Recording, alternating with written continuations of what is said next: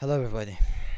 Today I'm going to give you genuine advice on how to get your focus levels up and do the tasks that requires you to focus with 100% brain capacity and how I've done it. So, about a year and a half ago, I was just a complete fucking loser.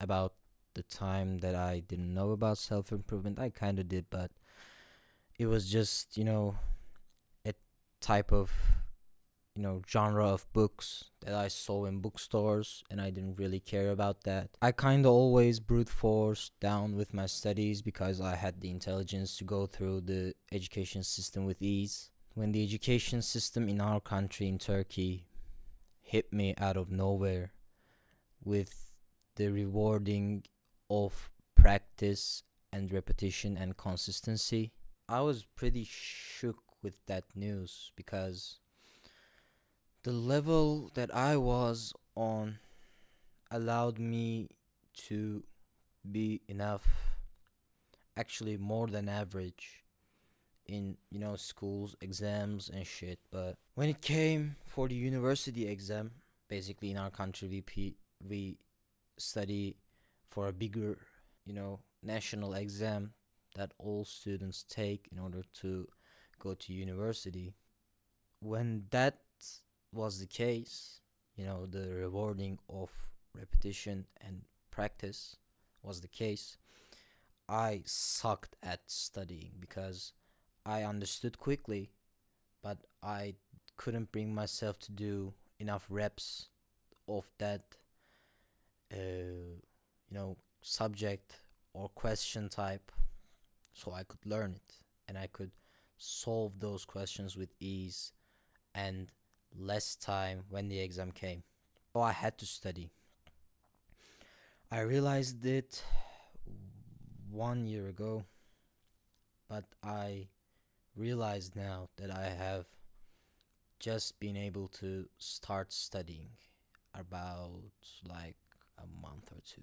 So today I'm gonna share you my experience, what worked for me, and how can you start from literally zero focus to 80 or 70%. I'm not gonna promise 100% because I don't think I am there yet. I'm gonna break this down to 4 steps. Step 1 is analyze. Look, you need to analyze what your current situation is. If you have enough time, make the analysis part longer so you get a better understanding of your habits, actions, and action patterns. What does that mean is you basically act the way your default and unconscious brain makes you act when you are not thinking consciously with the logical part of your brain. You need to analyze and try to understand your subconscious mind in order to train and make your unconscious brain obey and work towards your goals on an automatic basis. Or if you're already on that level, that's amazing. Congratulations. You get to understand yourself because all of the advice on the internet are not specialized at all and they're being prepared for the general audience. So it is not characterized and specialized at all.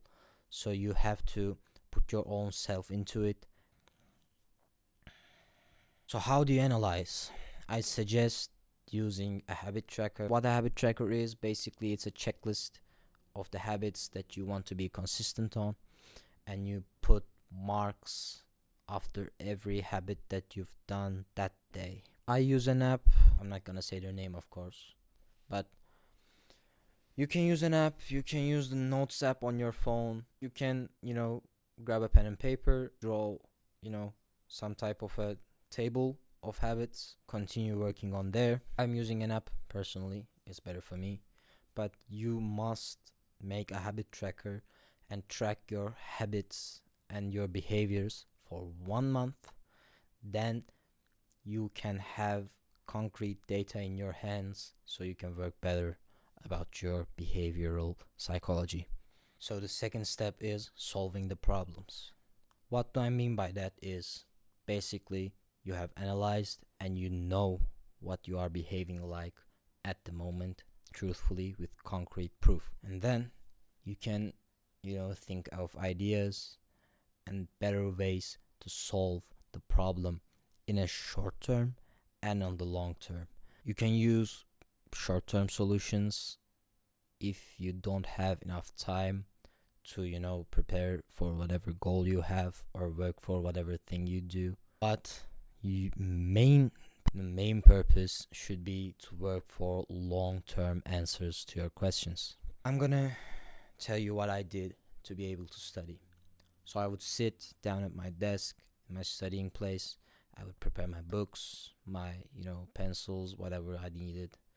And then I would get on studying with my phone in my area, with my laptop in my area, with all of the, fucking ambient noise and all of the other distractions that I had in my room, such as my barfix bar, my guitars, and all that shit, My bed right next to me. I wanted to lay down all the time. So what I did was I got out. When I got out of school, I came home, I prepared my bag, I dressed up, and went straight out of my house to find a comfortable cafe or some workplace for students, some library or shit, and worked there as much as I could. How did it help me? It helped me in a sense of, responsibility. I was being held accountable by all the other people around me who were studying. I thought to myself, well, I already came here, it would be embarrassing not doing anything but studying like those people are. So I started studying. And the first time I have experienced this, my friends invited me to study outside. I went there, even though I was with my friends. When all of them were studying, I felt guilty that I didn't, so I studied as well. This helped me a lot. I think this advice will help lots of people if they try to use it to their advantage. I analyzed my behavior when I was studying at home, and then I solved all the problems that I had while studying at home by going somewhere else, because I found a relation between my distractions, the problems, and my environment. So I took a complete change in my environment and things went right. The third step is intensity. A lot of us have high expectations of ourselves, right? As a person that has high expectations of myself, I'm telling you not to have high expectations, because the only thing that does is hurt you and hurt your work. What I mean is, I used to go study outside and I would study for like 2 hours, right? Tomorrow at school, I would hear my friends speaking about their study times like 4 hours, 5 hours. And I would feel so fucking ashamed and, unsatisfied with myself that I didn't even want to try studying. Dissatisfaction is a quite strong weapon in order to grow and compete. But you need to break down your ego, right? It's not the dissatisfaction that is hurting you. It's your ego that's hurting you the most. When those guys are talking about their studying hours and you hear them, your ego starts to, light up and starts telling you to, you must work harder. You must, you must do this. You are not good enough. You are better than this. When you study for 2 hours and you feel fucking dried out, and you just because you work for another 1 hour just because your ego tells you to do, it's not gonna be productive at all. So what I'm telling you is choose your intensity right for the first sessions of training. Now, the first thing I did was to create periods of focus, and they were short. They were like half an hour maybe. I would study for half an hour on one subject, and then go on and leave a 10-minute or 15-minute break, and then start studying again for like 40 minutes on a harder and longer subject, and then take a break, and then continue like this until I felt a burnout. This helped me in a sense of keeping my, motivation to work.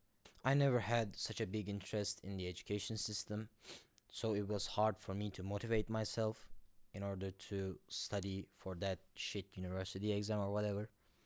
But I found that when you cut your working session in parts, it helps you maintaining the focus, that little period, the little force of focusing you have into longer bits, because you know your brain is not being trained by social media to focus on one thing for half an hour, right? So you have to pick your intensity and start low. Don't trust your ego. I picked half an hour. I think half an hour would work for most of the people. Do your own analysis, do your own problem solving, and then reach a result that is compatible with you. So then use it at a reasonable level of intensity to being able to start working. And then you can move on to the fourth step, which is taking action. The fourth step is a bit lame. I think that it's a bit lame too, but there is no other way to improve really. You need to take action in order to grow, in order to make progress in a sense that would, you know, build up slowly to get you to where you want to be.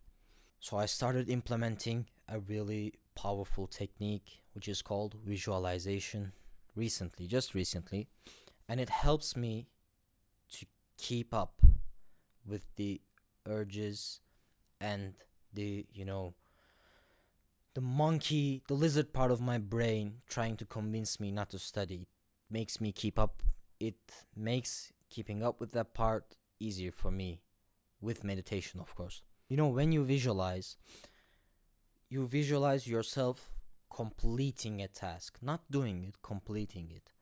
You sit there before going to work and visualize yourself leaving work at a very happy mood. If you've done your job well, maybe you've got some extra payments. Or if you visualize yourself studying, you picture yourself going to a cafe, maybe working there, speaking to, socializing with some people, and then, you know, being satisfied with what you did that day, leaving the cafe and coming home. When you visualize yourself completing the task successfully, your brain acts in a way that is basically a winner psychology. Brain acts in a way that will take you to what you have visualized before. It will subconsciously act the way that you would have wanted to get to what you've visualized, what you've pictured in your mind. So visualizing is a pretty straightforward and pretty strong technique that it takes only a few minutes. And then take the action, of course. All of the stuff that we do on self-improvement requires taking action. And I've seen a lot of young men trying so hard to educate themselves. They've been reading books, they've been, learning something from online, blah, blah, blah. And I was one of them as well. And when you're not implementing what you've learned, it it still has some benefits. It sits there at the corner of your mind all the time, slowly building up. But when you take action on top of learning, that's when it gets solid, and you know that's when it gets solid in your mind. So taking action will also train your brain to being able to focus longer in time. Like I said, start low and then slowly build those up. Do the things, do study on a regular basis. I think daily is pretty important. Do not take rest days on studying. Do not take rest days on learning or working for your purpose, for your current layer of thing that you want to do. Do not stop working on that for, you know, I think the maximum amount of break that you could take is 24 hours. Well, yeah, that's about it. I've told you what has worked for me, and gave you some idea of basic problem solving strategies. You can, you must use the first two steps that I gave you on, I think, every angle of your life. Analyze and solve the problems. That's the first two steps. If you enjoyed the video, don't forget to leave a like and subscribe to my channel. I hate doing this on camera stuff, but peace.